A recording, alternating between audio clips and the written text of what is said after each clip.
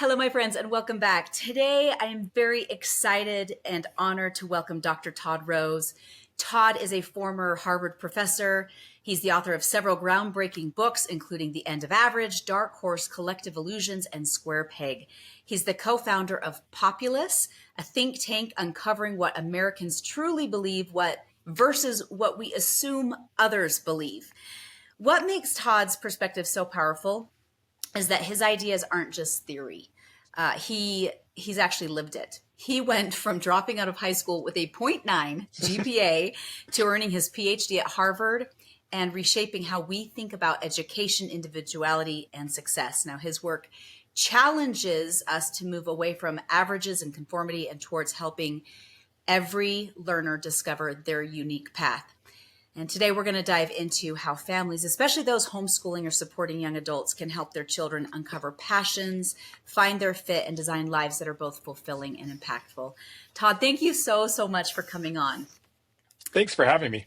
So I heard you first on Mike Rowe's podcast, and I was working out and it popped up in my feed and I started listening. I'm like, oh my gosh, I need to know this guy. And then I immediately I bought on Audible your book, Dark Horse, and listened to it. And just, I was cheering in the car as I would drive and hear you talk about all these different people and their experiences taking untraditional paths. And I'm like, I need to have him on my podcast. So thank you for coming on today.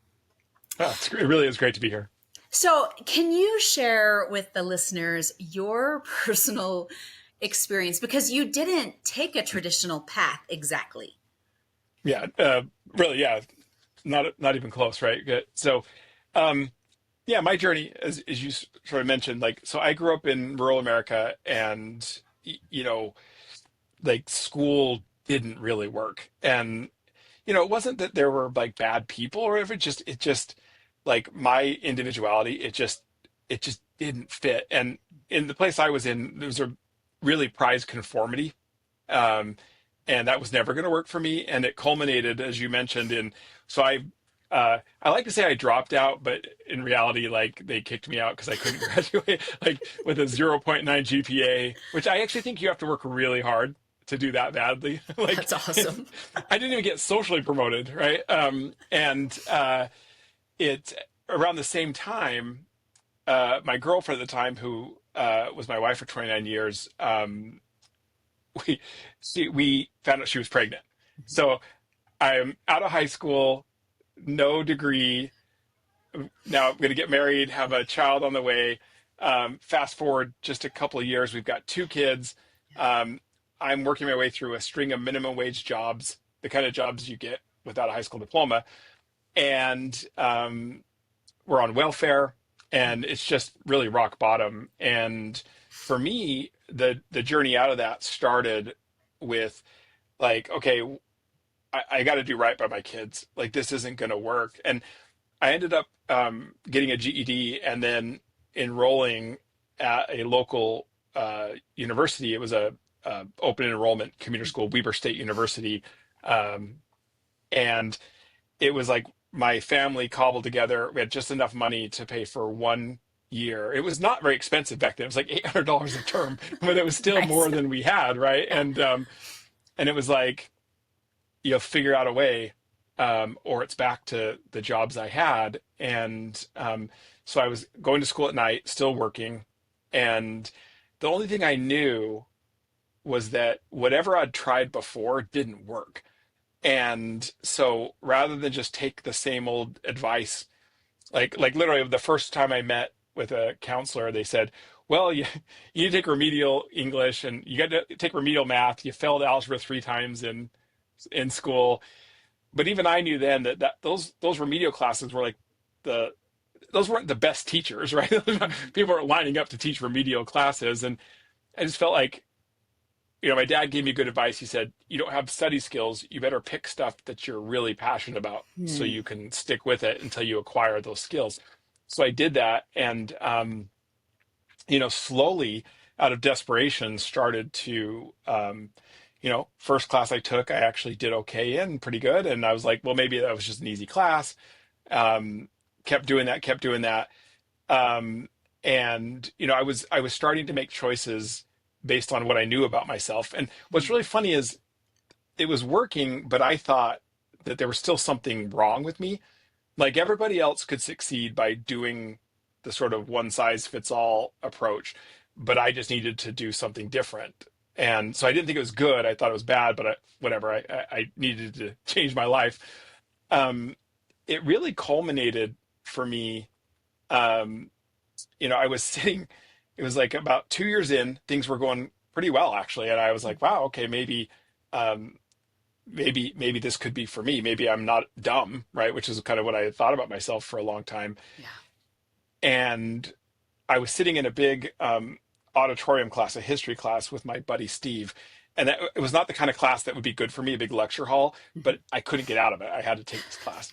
And I was complaining to him about it. And he said, oh, listen, this is nothing compared to what I've got myself into in the honors program.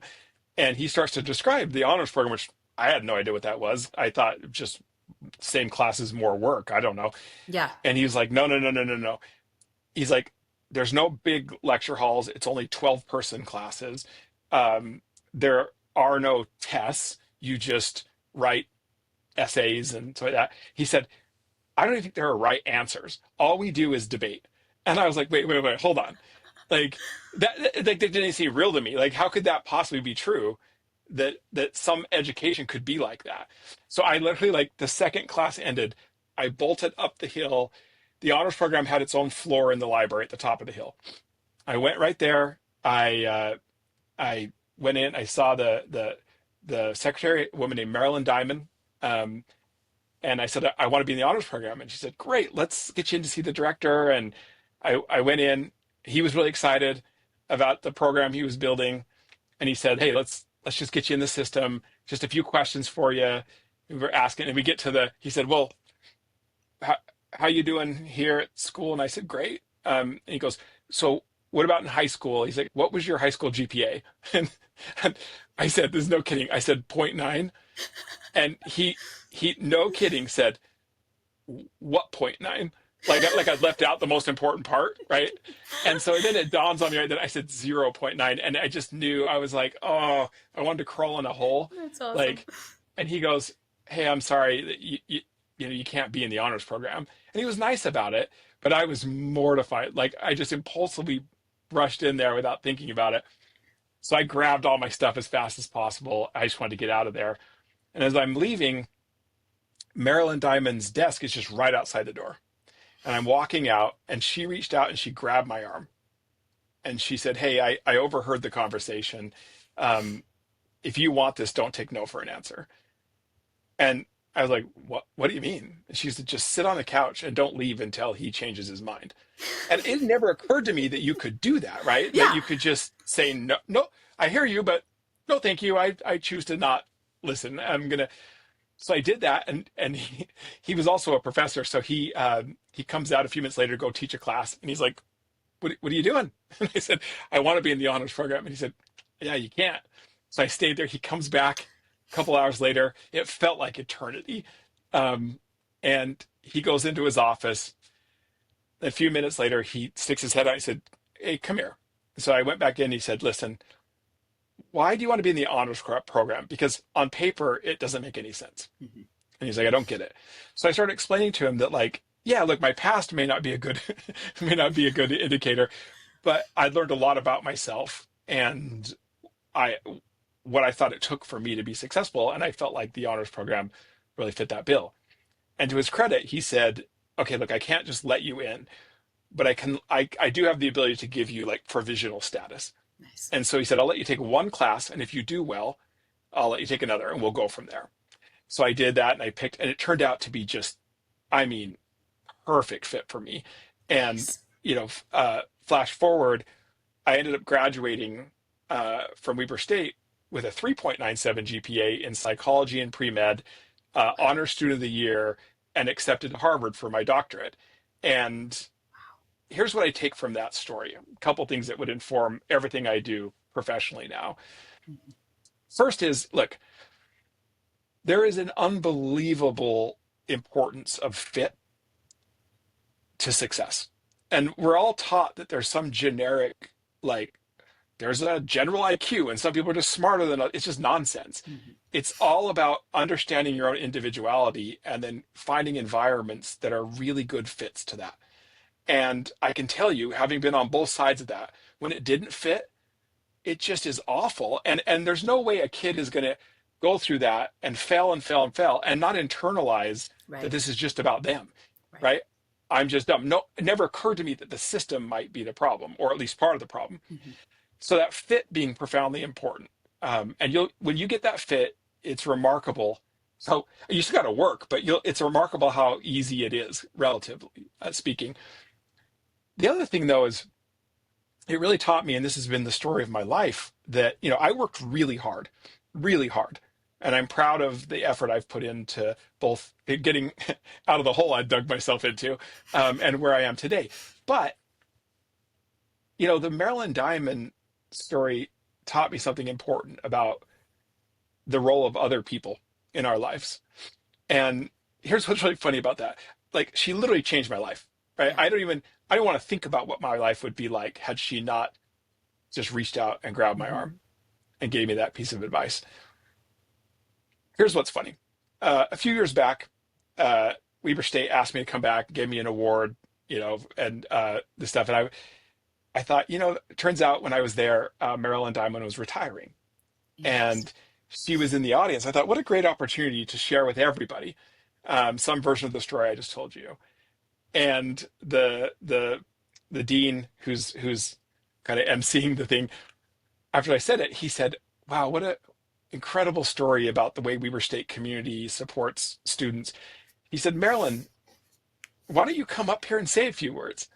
So she comes up and you know, Oh she no. gives me a hug, and then she's a lot shorter than I am. She adjusts the mic down and she says, "Well, Todd, thank you for those kind words, but I don't remember that." And I thought at first she thought was making it up, like it didn't happen, but that wasn't the case. It turns out everybody had a Marilyn Diamond story. Mhm. Like, that was the way she showed up. And what's so incredible about it is, and I think it's a lesson for all of us, like, we all got to put the work in, but we need each other and we can support each other. And what's remarkable is, for me, what she did changed my life. Yeah. For her, it was so inconsequential she didn't even remember it. Mhm. And I think when we think about how we show up for other people, we often think it takes like a big heavy lift. I mean, sometimes it does, but I think you'll be surprised how easy it is to be the Marilyn Diamond in someone else's life. The small things we do at the right time can make all the difference in the world. Oh, I love that. Well, and I think I love how you bring up that like the community around us matters, and I love that that's such a simple thing that she did, that just a little bit of encouragement changed your whole trajectory Yeah. of your life. That's remarkable. Thank you for sharing. Um, so I was first introduced. So when I started listening to Dark Horse, you talk about micro motives, and the premise of Dark Horse is, for those that are listening, is that there's unconventional ways to find out what our passions are and to move into those roles. You talk a lot about standardization versus like the dark horse mindset, the Mhm. standardized mindset versus the dark horse mindset. Can you describe the standardized mindset and talk a little bit about Sure. the dark horse mindset? And if you don't mind, can I step back and give a little context for that? Because Yes, of all the yes. books I've written, that was the least expected. So Hmm. it came about, I had written before The End of Average, which you mentioned, which was talking about the scientific work that I was a part of. And I was seeing at Harvard this revolution in science where we used to think you could use aggregate data, and we still do it. Like, you'll just, whenever you see a study published, it's like, we found that this is true, and it's always based on averages of people in the study. And no one ever thought averages were perfect, but we thought it covered most Yeah. people. And what we were finding over and over again was this just wasn't true. And in a lot of cases, the average results literally apply to nobody. And I Interesting. felt like this is something that people should know. And so I'd written The End of Average, and it luckily like became like a bestseller internationally and in the Yes. States, and it was just surprising. And um, with with that, you know, my dean at the time was like, "Hey, we're trying to raise money in a capital campaign, and we're really excited to feature you." He's like, "What's the next project that you want to do?" And he's like, "I've got a little extra money. I just want, like, what do you want to do?" And so when I would, on an End of Average, I had profiled some companies that I thought had done a great job dealing with individuality rather than just standardization. Places like Costco, Zoho, a few other places. Mhm.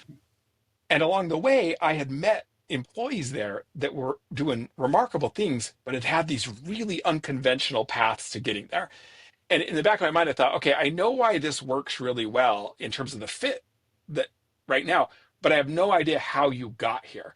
Yeah. How did you deviate from the sort of one size fits all path and not have that be just follow your bliss off a cliff? And and so I was always curious about it, and I thought, oh, I'm sure somebody's thought about it. I'm sure somebody's studied this. And I couldn't find anything. Yeah. And so I told my dean, I said, okay, you know what? Because no one was ever going to give me money to do that. Like it was not something. And I said, okay, I want to study these people. So I started this with my colleague, a dark horse project, and it was the first time. I'm a pretty big quantitative person in terms of researcher. First time I'd ever done qualitative research because I really didn't have any good hypothesis. I was like, I don't know. Um, and so turns out after interviewing hundreds and hundreds of people across all walks of life who had been wildly successful by society standards but had these unconventional paths, it turns out you can learn a lot by just listening to people. Who Yeah. would have thought, right? Yeah. And uh, what was so interesting is I went in thinking they were going to tell me about like how they mastered things, the secrets of that. And right off the bat, they wanted to talk about how they figured out what they cared about, Hmm. how they discovered their passions, their motives, how they turned that into stuff. And they started using words like fulfillment. Hmm. And I was like, ugh, what am I supposed to do with that? That was this squishy thing. Like that's not hard science. It doesn't feel like tell me how you mastered this topic, right? But you know, they keep saying it. And so then we shifted the interview protocol and said, okay, they kept saying that like they focused on personal fulfillment and the success followed, the Hmm. excellence followed. I said, okay, maybe, or maybe that's like retrospectively, like, you know, like we all update the stories of our lives to kind of fit where we ended up. So we started digging into like, okay, well, how did you do that? Mhm. And what was really shocking to me is that a handful of things emerged that they just knew like intuitively that allowed this sort of following their own path to not be a disaster, but to be an incredibly reliable path to Hmm. excellence. And, you know, what struck me is like across the board, they were successful, but just how happy they were, Yeah. like how much joy they had in life. And, you know, look, we all know people who are wildly successful by society standards and absolutely miserable. Yeah. Like, and I don't want to be that. So I was like, okay. And, you know, what's funny is I always thought dark horses would be a bit like me, right? You kind of screwed up for a while and then you're not a screw up anymore. And it turned out that was only about half of them. The Interesting. other half were people who had actually followed the standardized path, the one size fits all path, done remarkably well in life. And then they wake up one day and they're like, I am not happy. Yeah. And they make these pivots into things that are just like, how did you go from A to B? That just doesn't make any sense. And then they crush it there too. Hmm. And I was like, you know, I would have said up until then, when people would ask me, like, okay, you've succeeded in unconventional ways, should people follow your example? And I was like, I don't know, man. Like, it seemed kind of pretty idiosyncratic, like maybe, but or maybe I just got lucky. I don't know. But after studying all these dark horses, I felt very confident. No, this is very, very reliable Hmm. as a way to actually achieve at high levels, be happy. And so I felt like, okay, this is worth writing about because it's not just these dark horses. They're the canary in the coal mine, right? They're the people that are telling us this thing doesn't really work, that we're this rat race we're all in, right? That just the whole, and so I felt like, okay, this is worth telling. And it kind of did boil down to like, when we think about the way our society is structured now, and it's gone back about 100 years since we've industrialized our society and standardized everything, the standardization covenant is sort of like, hey, look, the goal is we'll give everyone the same experience. Your job is to do the same things as everyone else, but be better at it, right? Take the Mm-hmm. same classes, get better grades, take the same tests, score higher on that bell curve, right? Pursue the same, like there's this narrow sort of ladder that's like, this is what success is. And anything short of that, you're going to feel a little bit like a failure. And the flip side of this is it just turns out not only is that not even true, it doesn't even work for most people. We end up just playing this game and we're not very happy. And I think we're reaching a point right now in society, especially with the coming AI and what's going to happen to white collar jobs, not just the blue collar jobs from the Industrial Revolution, is that, you know what, that path, that standardization path, doesn't really work anymore. Even if it did before, it's not a reliable path to much of anything. And these days, your best bet or your kid's best bet to be truly prepared for modern society is not to go along with the one size fits all thing and be sort of mediocre at everything. It is to figure out who you are, figure out what you're truly passionate about, build the skills to turn that passion into a contribution that adds value to other people's lives. Oh, I Like love that. it's not rocket science, but we're just not used to it, right? We're so used to this other thing. And so I felt like Dark Horse would be my contribution to say, hey, there is a better way. And it's not just my personal story. I tried to stay away from that. Don't just trust me. Look at all these people. Yeah. And I will say just real quick, it's hard to let go of what you think society expects. And it feels scary. It feels like you're going into the unknown and what if I ruin my life? What if I ruin my kid's life by teaching this? What if I think the same way when you think about, do you leave the standardized education system?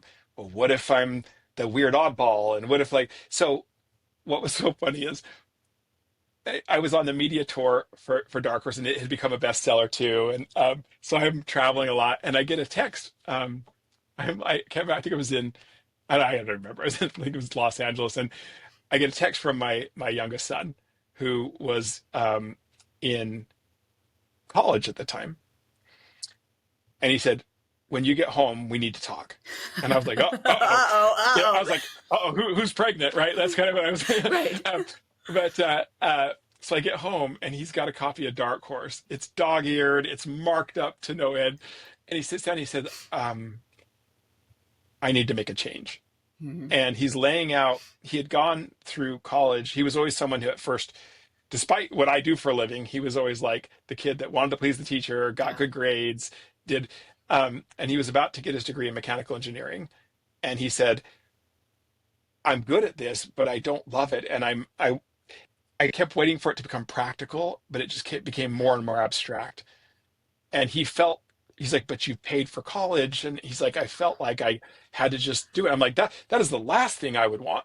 Like, Right. so, but what was funny is the first thing that went through my mind, just to be fair, was no. I meant this for other people's kids. Like, Not for just us. get your degree, go get a job, you'll love it, you'll be fine. Like so like I could feel that fear even as the person who wrote the book. But we sat down and we used that to make a plan.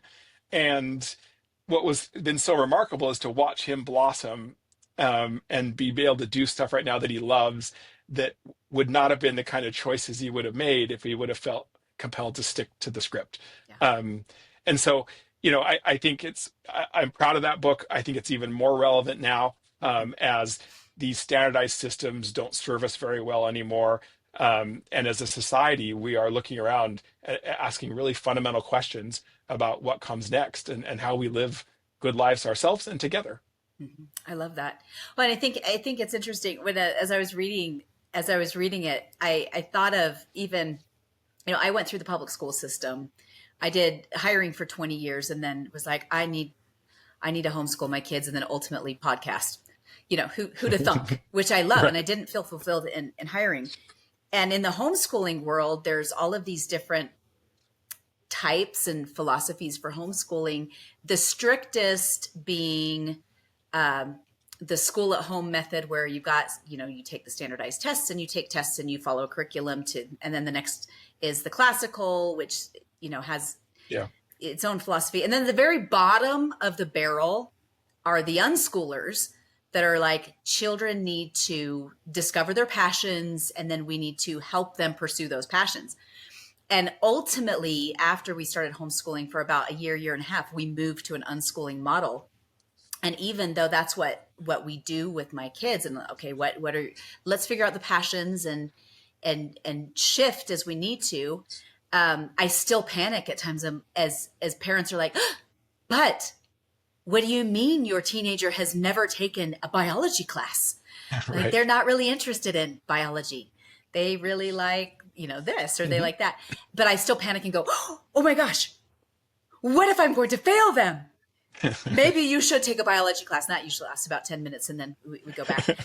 But I think it's very ingrained in us. The standardization has been so ingrained in us that it's sometimes hard to remove those shackles from our brains, going, no, there is and could be a better way.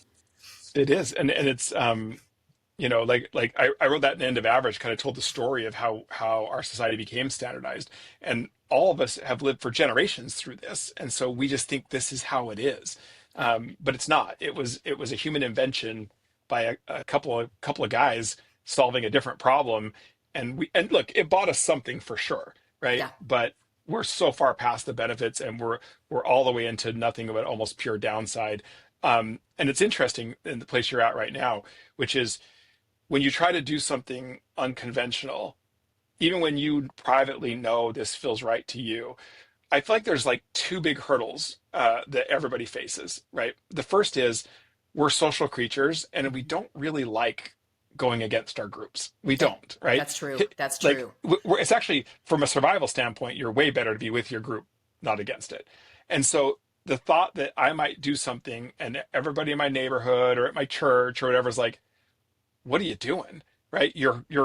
Are you sure you're not going to make your kid weird, or it's going to ruin them and they're not going to be prepared? And say that takes a lot. And that's, I think, historically with like the homeschool movement, which I don't think is true anymore, there was just a certain kind of, right? The Yeah. stereotype was like, there are these religious people who don't like that, whatever. It's like, so they're going to go out. But I can tell you, we've spent, like what we're most famous for now at Populous think tank that we spun out of Harvard into its own thing is this private opinion research. So we have methodologies like Yes. no one's telling the truth about what they think right now. Everybody feels like they can't Mm. speak up, and sometimes they'll outright lie just to be with what they think their group is like. But what we kept finding is that there's this concept called the collective illusion, where we are actually misreading our groups pretty systematically. So there's unbelievable private agreement in America across almost everything that matters. Like, Mm. it's pretty shocking. The problem is we don't believe that's true. We think that so I'll give you a Interesting. concrete example. Like, I'll give you a political one that turned out, but then we'll go to some more important things. Do you remember the whole defund the police movement? Like, so Yes. yeah, so during the height of that, uh, public opinion said that registered Democrats, that two-thirds of them agreed with that, right? That they think we should defund the police.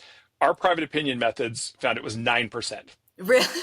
that's But they that's quite a believed this difference. is, yes, they believed that this is what most Democrats believe. So they were saying what they thought they had to say.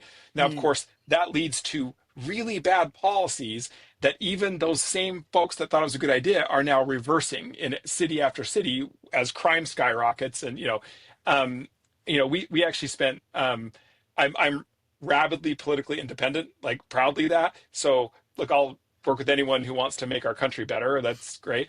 I got called into the Biden White House to spend multiple sessions with Biden and his team because they were about to give the State of the Union address, and they were debating this issue, and they'd seen some of our work, and they were like, "No, we're pretty sure our people believe in defunding the police." And we convinced them that this wasn't true. So we got one line in the State of the Union address a few years back where he said, "It's not defund the police, it's fund the police." And it was like, but what's funny is I care a lot about this because it's like, if we can't express ourselves, so if we live in a society where I can't even tell you what I think, Yeah. what are the odds that I'll make choices that I think you disagree with? And there are no bigger collective illusions, which is just to define it. It's basically a phenomenon where most people in a group go along with something they don't privately agree with because they mistakenly think that their group actually agrees with it. Even though And so nobody agrees with it. even though most no one really does. Yeah. And it's really funny. That phenomenon's been around for a while, but it is like now on steroids because of social media. And here's how it works. Collective illusions happen because your brain has two really weird quirks. One, as we've talked about, people prefer to be with their group, not against their group. Yeah. So, but here's the quirk. The way your brain decides what your group believes, what is group consensus, is such a shortcut that is almost funny. Your brain assumes the loudest voices repeated the most are the majority. I So can see that. loud Yeah. voices, right? And so that's true in general, but now you put it into a social media context. So, for example, on what was Twitter, 80% of all content is generated by only 10% of the users. So you think Interesting. you're hearing from a lot of people, you're hearing from a really small percentage, and it turns out that 10% not remotely representative of the American public. They are Interesting. fringe on almost every social issue. So you can see the problem. If I'm on social media all the time and I like only 10% of the public believes something, but I think it's 80, then unless I'm willing to go against my group, I'm going to end up self-silencing, just saying nothing, or I might lie to belong. And this is what we're seeing today. Our data shows that almost 2/3 of Americans right now are self-silencing. And so, Interesting. it creates false polarization, distrust, resentment. So this is the stuff we care a lot about. The reason I say all that is the biggest collective illusions we've ever found right now are all about education. Interesting. And we can dig into this. So Yeah, please, we please, first please. found, so for example, we were the first to predict publicly the collapse of college as the goal of K-12. We were seeing it in the data, because private opinion changes before public opinion does. People, if I can get you to tell me the truth, you'll tell me what you really think. You won't say it out loud till you feel like it's safe to say it out loud. And so we first saw the collapse of college as the goal. People were like, this doesn't make any sense. I just want my kid to thrive and I want lots of opportunities. And people were like, that's not true. This is like the bedrock of the American dream. Well, here we are, right? Second, and I think most important and probably relevant to our conversation today, is we have the largest private opinion study ever on K-12 and what the American public wants it to be. And not just like one-off questions. We do these massive trade-offs because think about it, like school can't be everything, right? Right, It's their right. limited time, limited money. What do you want to prioritize? And here's what's remarkable, and the research is all free to download on our website, so you can see it. We Love it. studied these trade-offs privately before the pandemic started, through the pandemic, and afterwards. So like a 5-year sort of thinking about this. What is remarkable is in private, across every single demographic, people are absolutely fed up with the standardized system. They don't want it. They want more individualization. They believe their kids have unique gifts and that the purpose of education should be to help discover that, cultivate it, and help them become productive, contributing members of society, right? But when you ask them, what do you think most people would say? You get a completely different picture. They think most people are okay with the system as it is. Yeah. And so into that collective illusion, if you're a parent right now and you're like, I really don't like what's going on, system, but I think everybody else around me is okay with it. Plenty of people will not make a different choice just because they don't want to go against the group. So I think it's, Yeah. first of all, important to realize this is a collective illusion. And by the way, you can just see the mass exodus from our current government-run, government-regulated public education system is proof already, right? In every Right, state right. where they've offered ESAs and stuff like that, I think I just read in the New York Times just had a thing saying, oh, we have a crisis, basically. Like people, when given a choice, are leaving. Well, yeah, that should tell you something, right? And so what you see is, what was remarkable too is we studied homeschool parents and parents in the system and then the general public. And what was remarkable to me is the people who had already put their kids in homeschool, their concerns about what they didn't like about the system, their priorities for their kids were literally the exact same as the parents whose kids were still in the system. It's just they had made the decision right? So it's not like homeschool Interesting. parents are some weird breed that's just different. It's like, Right. no, they had the courage to make that decision. And I see our job now is to lower the cost of courage for people to make a choice that they believe is in the best interest of their child. Hmm. And so I think the two problems, one, the collective illusion, right? Right. So the more that you realize actually you are in the majority in your Yeah. view, is really important. So we create social proof for that, like help people see it. The second thing is it's like a connect the dots problem. It's like even if I do want something different, quite often they don't really know if it's an alternative school, they don't quite know what to look for. Right. But with homeschool, it's like, what would I do? Yeah. Like, How you do know what I I mean? how do I do it? Like what? How do I do it? Yeah. Right. And so this is where you come in, right? Like it's Right. sort of like, how do I do it? And so and that fear, rightly, no one wants to harm their kid. No one wants Right. to diminish their possibilities in life. And so that can lead us to a place of just paralysis where we will put up with stuff that's mediocre at best and harmful at worst. Um, but it doesn't have to be that way. And I'll say this, I am the biggest advocate for public education.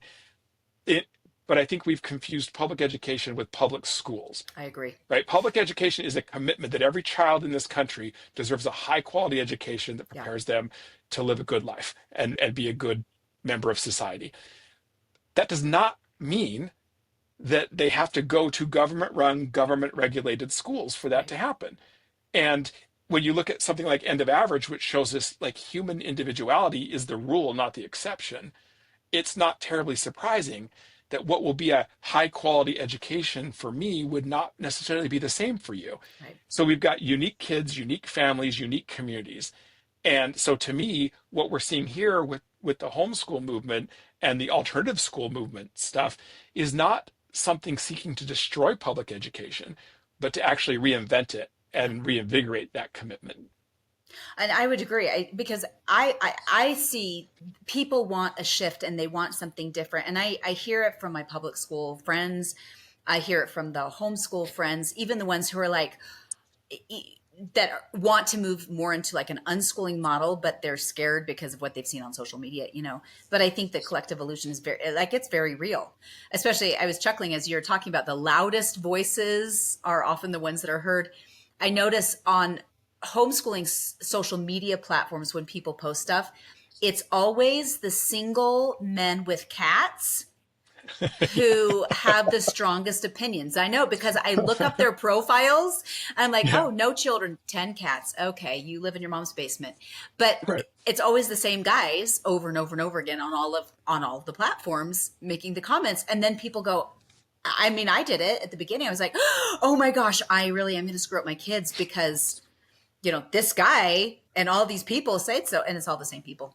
It's And also it, people, and what's even worse is that we do a lot of work on this on the way that collective illusions are generated because they're a form of manipulation, right? And propaganda.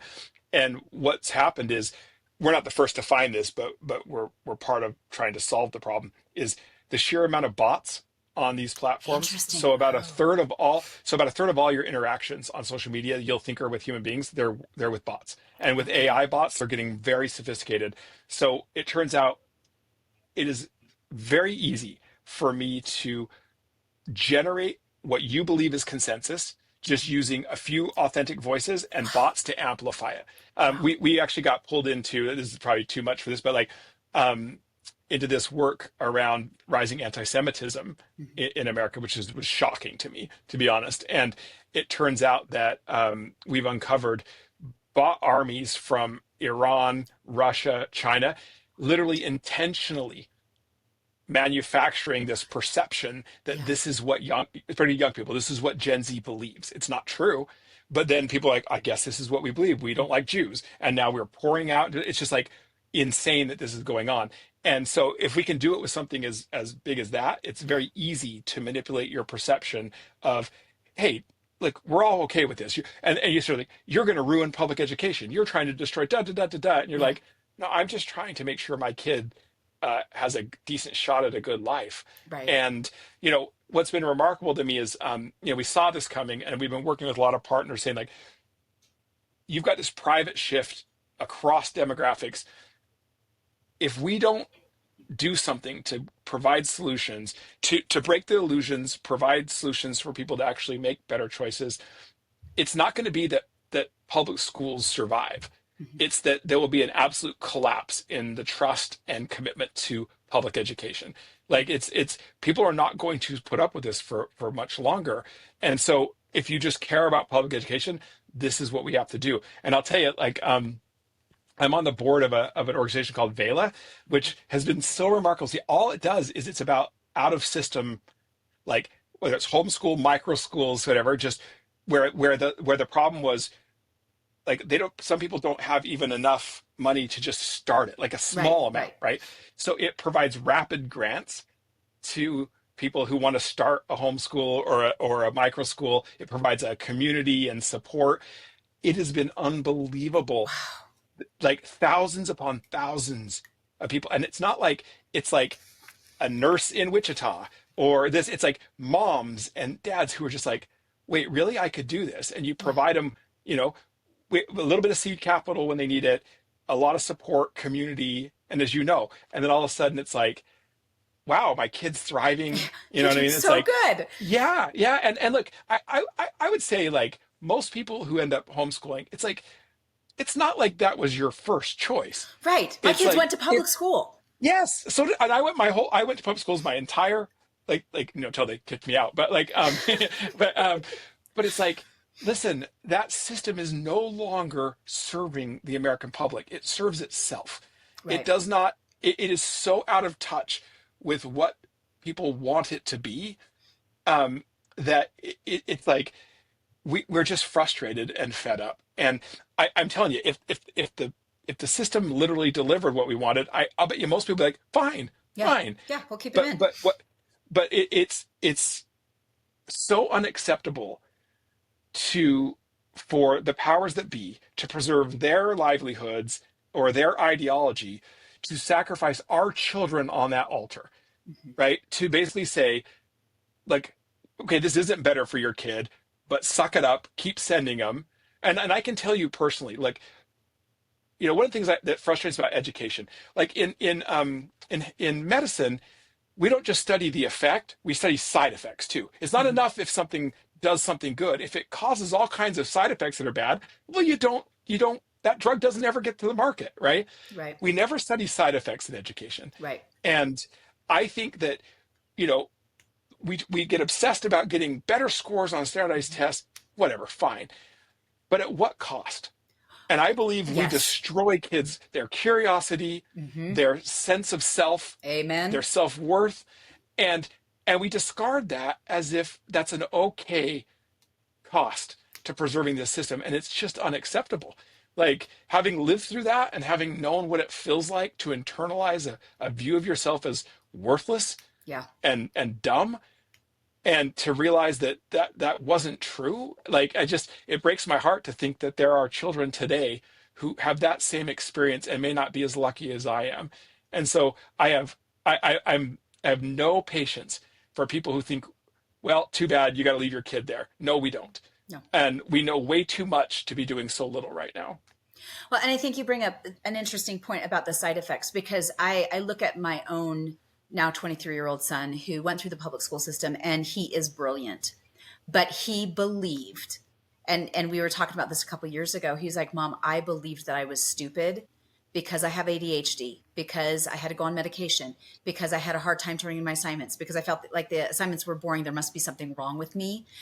I have a friend whose daughter graduated, but I remember all through school, I'm like, you may want to consider homeschooling. She's like, no, we have to public school because that's the best education. Just regurgitating everything that she Yeah. believed was what the norm had told her.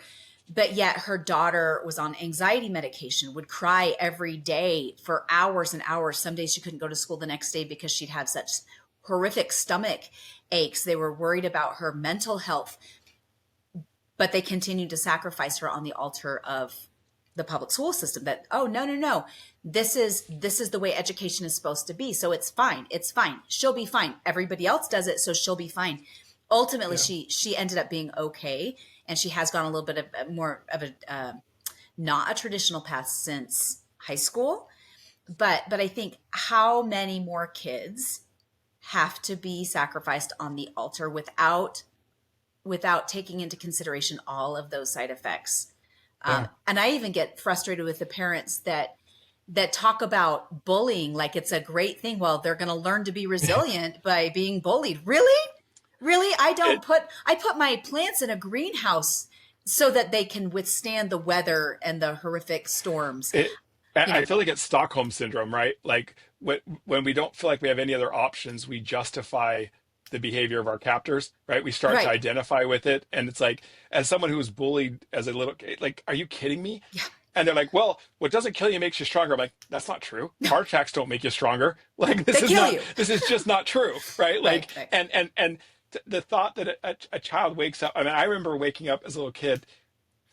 You know, you're about to go to school and be bullied, physically hurt, mentally tormented, and you just wake up and Yeah. the dread, and you just go through it, and it's just like at the end of the day, this is what I think about it. Like from the science of individuality that I've been a part of, we know as a matter of fact that your uniqueness matters. It Yeah. matters in your ability to diagnose and treat your cancer, if you, God forbid you get it, all the way to the way we build environments to get the most out of your potential.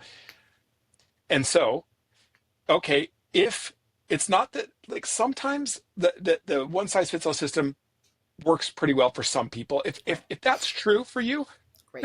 don't buck the system just to buck it. That's Right. dumb, right? Like, Right. but have the courage of your conviction that the goal is to create a really great fit for your child to be able to discover their unique gifts, be able to develop them and turn them into contribution. That is the game. That's the game. And guess what? If they don't learn, like I said, if they don't learn about a particular subject in third grade, like the standardized curriculum said, here's the thing. I'm also on my friend Sal Khan. I'm on his board for his Khan Lab school. I mean, our technologies are allowing us to, in terms of the information Mm-hmm. that is available to anyone now Right. at any time. So if it turns out that you need to learn that subject, you can learn that as long as you've been equipped to be a lifelong learner. You can learn that when you need to learn it, Right. right? You can.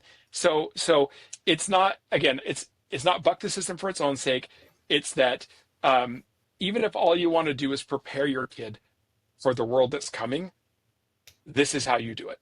And like I do think that the homeschool movement plays two really important roles. One, it's showing us a different that what good can look like Mm-hmm. that's different than what we imagine. So it creates a social proof for people that lowers that cost of courage. But second, I think it's going to force a lot of the more standard systems to start being responsive if they want to survive, Yeah. because they're just not going to survive. They will go away, as they should. Any Yeah. system that does not deliver the outcomes that the public wants in a democracy, like we live in a free society, right? Our systems are meant to serve us. But for the last 100 years, we've been convinced that we exist to serve these systems. Right. And the American public are fed up. Like in our private opinion data, what I can tell you is the common theme is it's the end of compliance culture. We are done being told what to do by the gang that can't shoot straight. And like what I love about the work that you're doing is, again, we don't just want to react. We don't just want to rail against the system and then just willy-nilly flail. Like it needs to be made constructive, right? Because we're seeing a lot of that end of compliance culture is kind of, it's manifesting in kind of destructive ways. If you're upset with the public education system, well, now you know, if you listen to this podcast and stuff, you have alternatives, Right. and they are constructive alternatives, and they are constructive alternatives that hundreds of thousands, millions of other parents are making the same kind of choices. Here's a question for you. For parents, whether they're in the system, out of the system, how can they best help their children lean into their individuality and their So natural yeah, passions, their natural gifts? yeah. And I want to be really careful. Sometimes when people think about individuality, it's almost like whatever they want, whatever whim, Right. they're Right. No. no, we're not spoiling them.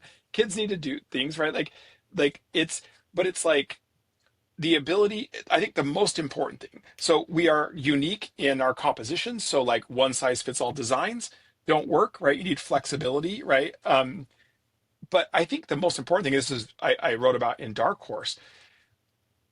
If I had to pick one thing, and you could only learn one thing about your own uniqueness, it is when we talk about the space of passion. In Dark Horse, we got under the hood about that and realized it's more underneath passion is this idea of motivation, and in particular, we call them micro motives. Because what's so funny is, so if I say I'm like I love football, for example, so I'm passionate about that, like more than I should be probably the amount of time I spend thinking and watching it. But cool. Passion is you're tapping your motivations by some external thing. That's great. So I'm passionate about football. But if that's where I leave it, there's some point at which I can't play that game, which that point is now. I cannot play football. I would hurt myself in all kinds of ways. And so people reach these points of crisis where they're like, but then what do I do? Right. And Right. most people hit that, right? Some midlife crisis or whatever. If you understand what's underneath that, these micro motives. So there are lots of reasons why people could all converge on liking football. Is it that you like the team sport nature, the competition, being outside, whatever? So getting under that, and people are incredibly unique about what motivates them. You'll see in Dark Horse the shocking number of motives that people have that I'm like, no way. There's no way that that's motivating to you because it's not motivating to me. Right. Right. Right. And so the way you do it, which is quite like simple, is like, you know, when we sit and talk to kids, they come home from school or whatever after their day, and it's like, oh, we ask them, what are you passionate about right now? And then the follow-up question is why? And the why will be hard at first. They're not used to thinking about these things. I also would use it, model it for your kids, explain like, okay, you're doing a podcast now. You know what I mean? You went from this career to doing something else to doing a podcast. Right. Why? What is it about the podcast that just lights you up? Right. And start to teach them that. And as they start to get access to their own micro motives, those things are portable. So if football is a manifestation of my micro motives and I'm passionate about it, well, at some point, if I can't do that or my passion wears off, I can pick something else that on the surface might not look at all the same. Right. But because they're still accessing my motives, I can maintain passion. I can engineer it and maintain it. So I think this is something we never talk to our kids about. It's so rare to actually help them discover that. And I think, you know, because you can be good at something, as we talked about earlier, and still be miserable. Right. But like the holy grail of all of life in my mind is to find something that you love, that you're good at, and that you can create value for other people with, because that means you can get paid to do it, right? That means it can be a career. And if you can do that, man, life gets so much better. And it was really remarkable in talking to all these people, you know, how easy I fell into the standardization thing. Like, I'll give you one example that didn't make it into the book. I was talking to a guy who was a high school, really great high school baseball coach, like really well regarded, really good at his job. He had spent, I think it was 12 years in the minor leagues, trying to make it to the major leagues before, only got to AAA, didn't make it there. And now he's a high school coach. And I asked him what had to be the dumbest question during the interview. I said, well, do you regret that? Right? Because you didn't get to the major leagues. And he looked at me and he said, well, why would I regret that? He's like, for 12 years, I got to travel around the country with playing the game I love, made amazing friendships. And yeah, I didn't get all the way, but why do I have to get all the way to be successful? He's like, and now I get to share this passion I have with this game to whole new generations of kids to help them fall in love with it. And I was like, I am such an idiot. Like, why would I, like, because you didn't make it to the top 1/10 of 1%, then therefore it must not have been good. And I think we just have that in our minds, right? And so much about life is the journey. It's really not the destination. It's how we get there. And we spend so much time preparing our kids. What are you going to be when you grow up? That's a dumb question. Yeah. Like, even if you try to guess right now, by the time you get there, the environment will have changed so much. I mean, think about it. It wasn't that long ago that we were telling everyone learn to code. Right. Learn to code was listen. I remember some politicians going to Kentucky and were shutting coal factories. Learn to code. Well, now learn to code would be the dumbest thing you could possibly tell Right. someone because AI will do 99% of that. That is a recipe for, Yep. but think how many kids got shoehorned into that kind of career because people they trusted were like, do this and you'll be fine. There's no guarantee of that. The best guarantee, especially in a society like ours and an economy like ours, if you are talented at something, we will find a way to make use of it, Yeah. right? And when you're passionate about something, you'll work harder than everybody else. It's just not that hard, right? Right. We've lost the muscle of this and we have to get it back. I love that. I love that. I think about because I've thought about the micro motives since reading your book about a million times. And I was thinking, oh, yeah, it makes sense that I would go into podcasting because the part of hiring that I liked was the actual interviewing and talking to people and hearing their story, Yeah. except for I didn't like having to make the decision of whether or not they should Right. stay or go be part of this company, whatever company I was hiring for. Um, but even as I look at my own kids, I have this 13-year-old son um, and watching like what are the things that he's most drawn to. He loves to bake bread and make money. He makes $50 a day usually from just selling his bread door to door. Wow. And but then he was into animation, and he's done all of these different things. He's learned to play the piano, and I realized he specifically loves to work with his hands.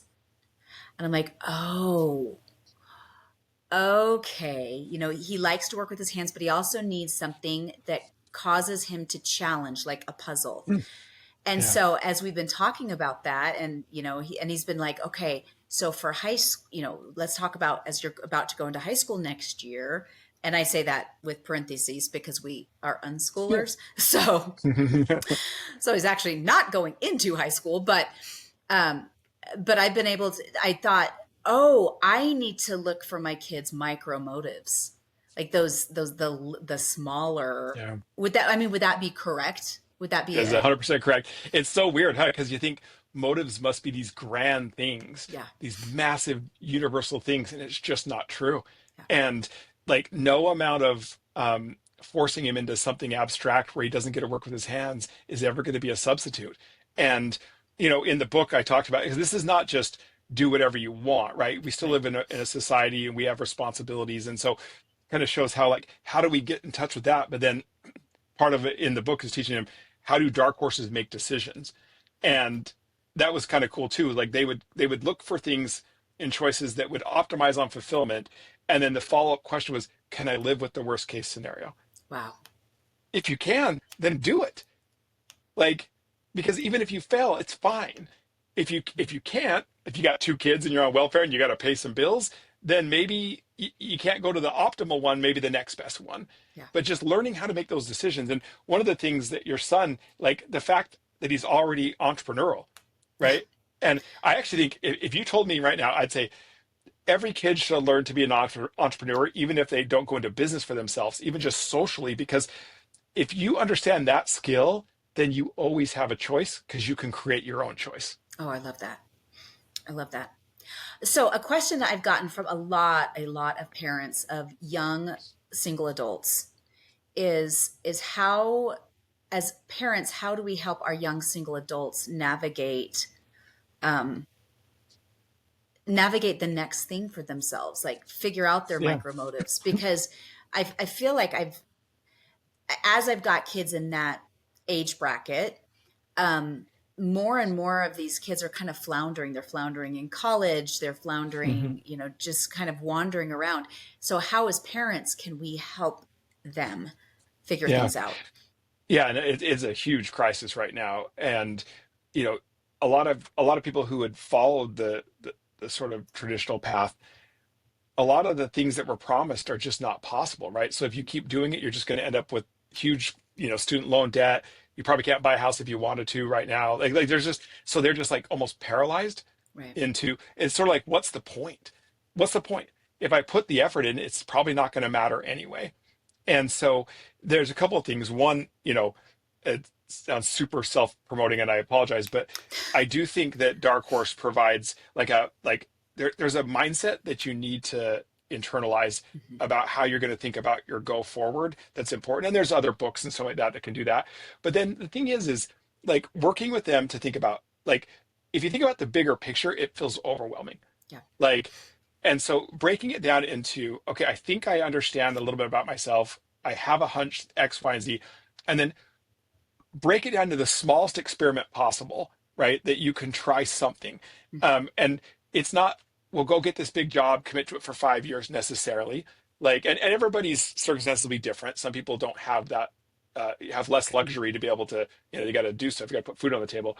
But within that, it's like, it's not going to be revealed overnight. It's part of the process. I think the most important thing you can do for that older child of yours is that quite often when you get under the hood, they've lost a sense that they matter, that sense of Mm. self-efficacy, that if I if I put the work in, it's not going to matter.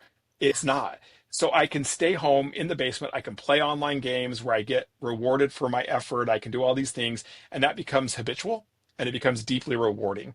It's just not fulfilling. Mm. And so helping them recover that sense that their actions really do matter, they really do. Like, and it's just one foot in front of the other. And so, like, getting that mindset, figuring out, okay, well, what's the experiment? And it's not all or nothing. I mean, we did this with my son. Like, when he was trying to decide, it was like, okay, what's the portfolio then? How are you going to like experiment here? He thought, I think I might like game design, which he's phenomenal at. Okay, Mhm. what's the smallest unit that you can try to make sure that that's something that you really do care about? Turns Right. out he likes it recreationally. But it Oh. just, there were too much that goes into the business of trying to make that a livelihood that just wasn't okay for him. But he didn't know that. But it's like, okay, how do we carve off the smallest, kind of de-risk it, Mhm. right?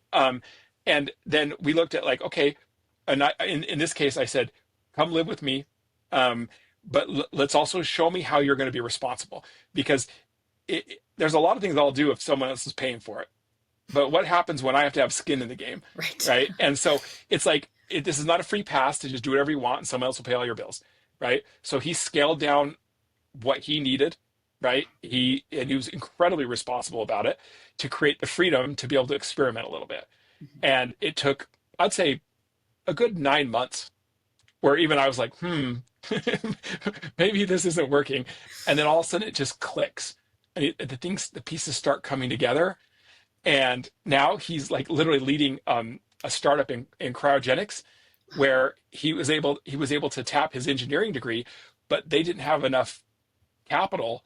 He got to build the entire lab, like responsible for the equipment and setting it all up. And he's an engineer. So for his boss, he's a twofer, right? Mhm. Like, I need an engineer and I get a lab tech, the person that's going to build the lab, in the same human being, right? And Right. it's like he just laughs because he works like so much now. And he's like, I can't, he's dead tired coming home. And I'm like, well, are you still happy? He's like, yep, I'm learning so much. And he's like, I don't know if I'm gonna do this forever, but I'm learning so much. Hmm. And it's just, it's hard because, you know, I'll give you a quick comparable, which is weird.